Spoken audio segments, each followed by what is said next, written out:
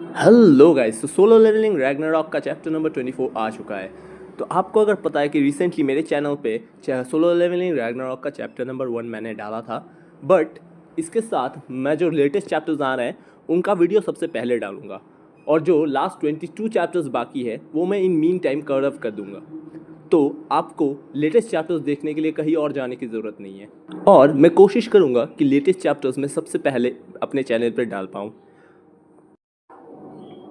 तो बिना किसी देरी के चलो चलते हैं वीडियो की तरफ को।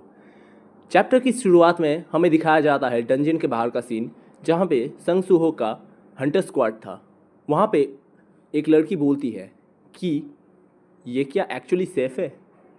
हमें सच्ची में यहाँ रहने के 5 मिलियन वोन मिलेंगे? हमें बस यहाँ पे उस आदमी का वेट करना है कि कब वो गेट से बाहर आए, और हमारी एक ही कंडीशन है कि यहाँ पे हम जो भी देखते हैं या फिर सुनते हैं हमें बाहर कुछ नहीं बोलना। मुझे समझ नहीं आ रहा कि वो हमें इतनी आसानी से पैसे कैसे दे रहा है। तो वहाँ पे एक और लड़का बोलता है कि हाँ, ये उसका चौथा टाइम है कि वो हमें पैसे दे रहा है। हंटर्स के लिए एक गेट क्लोज करना एक पब्लिक सर्विस है, तो ये हमें किसी तरह हर्ट नहीं करेगा। वो लड़की जवाब देती है कि हाँ, ये तो ठीक है, बट मुझे कुछ ठीक नहीं लग रहा। तो लड़का उसे बोलता है तो तुम ये जॉब कभी भी छोड़ सकती हो। तो वो लड़की हिचकिचा के जवाब देती है कि नहीं, ये तो थोड़ा सा। फिर वो लड़का सोचता है कि हाँ, ये सस्पिशियस तो बहुत है। उस लड़के ने कोई भी कलेक्शन टीम या फिर एक्सकेवेशन टीम गेट के अंदर नहीं लेके गया। पर अगर तुम अंदर कुछ भी कलेक्ट नहीं करते हो तो तुम गेट से अर्न नहीं कर पाओगे, और अगर अर्न नहीं कर पाओगे तो वो इतना पैसा खर्च क्यों कर रहा है। पहले वो बस डी रैंक्स गेट में जा रहा था, बट रिसेंटली उसने सी रैंक्स गेट में जाना शुरू कर दिया। वो इन गेट्स के अंदर कर क्या रहा है, वो भी अकेले। सीन चेंज होता है और हमें डंजन के अंदर का सीन दिखाया जाता है, जहाँ पे बेरू गॉब्लिन सोल्जर्स को कमांड दे रहा था जल्दी जल्दी क्रिस्टल्स तोड़ने के लिए। वहाँ पे एसिल भी बोलती है कि ये सब कलेक्ट करने में बहुत ही नॉलेज और कैसे करते हैं ये सब जानना पड़ता है। और यंग मोनार्क वो अकेले सीरांग बॉस से फाइट करने चला गया। मैं सोच रही हूँ कि वो ठीक तो होगा ना, मुझे उसकी फ़िक्र हो रही है। और उसी के बाद हमें संग सूहो का फाइट सीन दिखाया जाता है, जहाँ पे वो एक सी रैंक बॉस से अकेले लड़ रहा था, और ये एक बग टाइप मॉन्स्टर था जो कि एक स्पाइडर के जैसे दिखता था। हमें दिखाया जाता है कि संग सूहो अपने स्टॉर्म स्लैश उस पर यूज़ करता है, और उस बॉस को एक पैरालिसिस इफेक्ट मिल जाता है। बट उस बॉस का रेजिस्टेंस बहुत हाई था, तो उसका इफेक्ट थोड़ा सा कम पड़ गया। सूहो बोलता है कि हाँ, तुमने इसको सह लिया। मुझे ये ड्रैगर टेस्ट करना था, बट मुझे लगता है कि ये स्पाइडर्स पे कुछ ज़्यादा इफेक्ट नहीं कर रहा।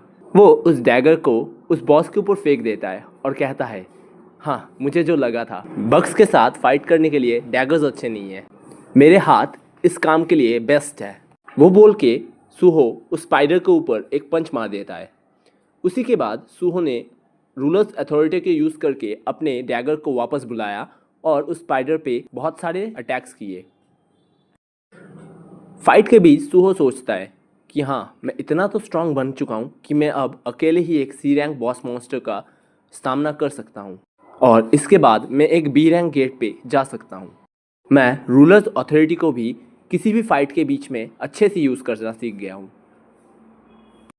और मैंने सिर्फ लेवल अप ही नहीं करा, मुझे फाइटिंग का बहुत अच्छा एक्सपीरियंस भी आ चुका है।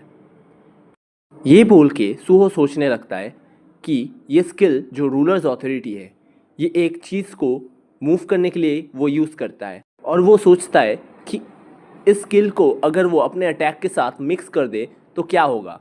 और यही बोल के वो अपने रूलर्स अथॉरिटी को अपने हाथ पे यूज़ करता है और उस स्पाइडर के ऊपर एक पंच दे मारता है।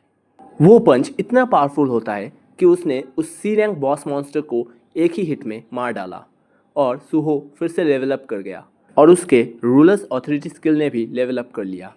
सूहो उस बॉस मॉन्स्टर के कॉप्स के ऊपर सो के सोचता है, अब मुझे बहुत ज़्यादा कंसंट्रेशन करने की ज़रूरत है, तो मैं बहुत जल्दी थक भी जाता हूँ, तो इसको बार बार यूज़ करना बहुत ही हार्ड होगा। फिर संग सूहो एसिल और ग्रे के उधर चले जाते हैं। वो सोच रहा था कि मैं एंडलेस तरीके से इस रूलर्स ऑथोरिटी का यूज़ कर सकता हूँ। एसिल बोलती है कि यंग मोनार्क, क्या आपने उस बॉस को डिफीट कर दिया? तो सुहो बोलता है कि हाँ। बेरू वहाँ पे आके बोलता है, अब आप मुझे मेरे बिना ही ये सब कर सकते हो। मैं बहुत ही इम्प्रेस्ड हुआ। सुहो हंस के बोलता है कि बेरू, तुम पहले अपने मैजिक एसेंस क्रिस्टल्स को खाना ख़त्म कर सकते हो। बेरू बोलता है कि हमने अभी बहुत सारे मॉन्स्टर मटेरियल्स कलेक्ट कर लिए हैं। सुहो ये सारे मटेरियल्स अपने स्टोर पे बेचता है गोल्ड्स के लिए, ताकि वो कभी भी इमरजेंसी में कुछ भी ले सके। और आपको पता ही होगा कि स्टोर्स के चीज़ें असली दुनिया की चीज़ों से बहुत अच्छे हैं। बेरू बोलता है कि ह्यूमन हंटर्स के मुकाबले अब तुम एक बी रैंक हंटर जैसे हो चुके हो। सुहो बोलता है, अच्छा ऐसी बात है? मैं सरप्राइज नहीं हूँ, क्योंकि मैंने 8 बार से ज़्यादा लेवल अप किया है और मेरा लेवल अब 28 है। बेरू बोलता है कि मुझे लगता है कि जैसे आप स्ट्रांग हो रहे हो, तो आपके कंपेनियंस भी स्ट्रांग हो रहे हैं। एसिल भी अभी बहुत स्ट्रांग हो चुकी है पहले से। एसिल बोलती है कि हाँ, मुझे थोड़ा सा स्ट्रांग तो लग रहा है और मैं अब थोड़ी ज़्यादा देर के लिए फ़ाइट कर सकती हूँ, तो मुझे लगता है मैंने कुछ अपने स्ट्रेंथ रिकवर किया है। एसिल पूछती है कि मैं रिकवर कैसे कर रही हूँ, वो भी बिना ब्लड कंज्यूम किए। सुहो बोलता है कि ये सब साइड में रखो, पहले तुम दोनों के पास अब लेवल्स हैं। फिर हमें दिखाया जाता है एसिल और ग्रे का लेवल। एसिल बोलती है, लेवल्स? ये कुछ अजीब है, क्योंकि हम यंग मोनार्क के जैसे या फिर संग जिन्वो के जैसे प्लेयर्स नहीं हैं। सुहो बोलता है कि क्या तुम्हें भी सिस्टम विंडो दिखता है? तो एसिल बोलती है, मुझे नहीं लगता। ये सुन के सुहो सोचता है कि हाँ, ये स्टैट्स पॉइंट्स डिस्ट्रीब्यूट तो नहीं कर सकते, बट इनका स्टैट्स बढ़ेगा जैसे ये लेवल अप करते हैं। ये अच्छा है कि ये लोग स्ट्रांग बन रहे हैं, बट ये हेयर और टीममेट सिस्टम, इस सिस्टम के अंदर बहुत सारे पजल्स हैं जो मुझे सॉल्व करने पड़ेंगे। सुहो उनको बोलता है कि चलो हम चल के देखते हैं कि तुम लोग लेवल अप कर सकते हो कि नहीं। एसिल पूछती है, क्या? वो हम कैसे करें? सुहो बोलता है, और कैसे, हमें कुछ रेड्स करने पड़ेंगे और क्या। एसिल चौंक के बोलती है, क्या? हमने अभी अभी 2 रेड्स कंप्लीट किए हैं और तुम फिर से एक और में जाना चाहते हो? सुहो बोलता है कि ठीक है, ये हम बात के लिए रख सकते हैं, तो चलो पहले हम अपना डेली क्वेस्ट कंप्लीट करें। बेरू बोलता है, यंग मोनार्क, आपको थोड़ा सावधान रहना पड़ेगा कि आप इन सब में एडिक्टेड ना हो जाओ। वो लोग शैडो रेंजन में एंटर करते हैं और अचानक से सुहो चौंक जाता है। उसके सामने कुछ रेड लाइट जैसा चमकने लगता है।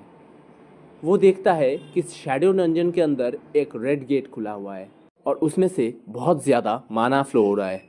एसिल चौंक के बोलती है कि एक गेट, वो भी शैडो रंजन के अंदर। सुहो बेरू को पूछता है, बेरू, क्या शैडो रंजन के अंदर एक गेट भी आ सकता है? बेरू कंफ्यूज होकर बोलता है कि इसके बारे में मुझे भी नहीं पता। तभी सुहो के सामने एक अर्जेंट क्वेस्ट आ जाता है। उस क्वेस्ट का नाम था डिमेंशनल क्रैक। तो सुहो को इस गेट के अंदर जाके जिस चीज़ ने भी इस क्रैक को बनाया था, उस चीज़ को ख़त्म करना है और इस क्रैक को बंद करना है। सुहो सोचता है, एक अर्जेंट क्वेस्ट, हाँ, ये एकदम सही टाइम पर आया।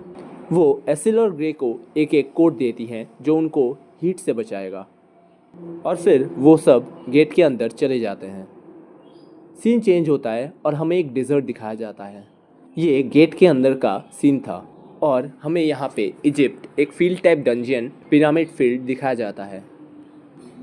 उसके बाद हमें एक असुरा गिल्ड का मेंबर दिखाया जाता है जो एक बी रैंक हंटर था, जिसका नाम लूशिंग था।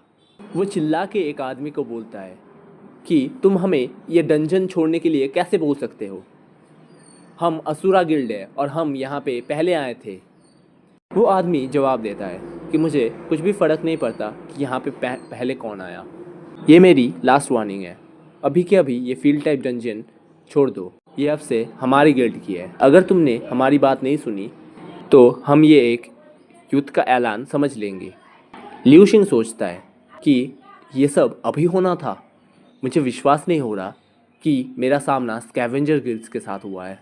वो दूसरा आदमी स्कैवेंजर गिल्ड का एक ए रैंक हंटर था जिसका नाम रैंडोल्फ था, और वो बोलता है, ताकत के सामने सब कुछ बेकार होता है। लिू शिंग अपने स्क्वाड को बोलता है तुम लोग कॉम्बैट के लिए रेडी हो जाओ। वो दोनों फाइट करने ही वाले थे कि कोई एक आके उन्हें रोक देता है। वो दोनों चौंक जाते हैं और उसकी तरफ देखने लगते हैं। वो बंदा उनको बोलता है कि माफ़ करना, पर क्या आपको पता है कि ये कौन सी जगह है? और ये और कोई नहीं, अपना प्रोटैगनिस्ट संग सुहो था। और यहीं पे हमारा चैप्टर नंबर 24 ख़त्म हो जाता है।